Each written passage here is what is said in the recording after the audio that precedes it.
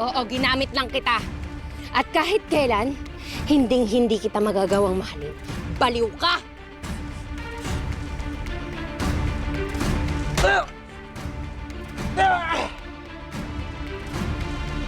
Christy, Si Christy pa rin talaga ang mahal mo.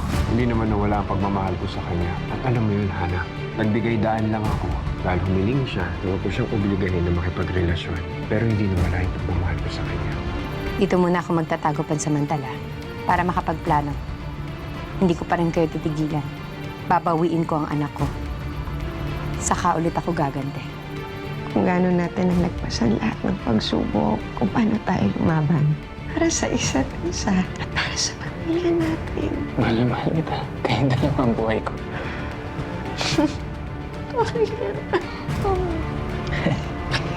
Namiss kita. Mas na-miss din po kita, Mami.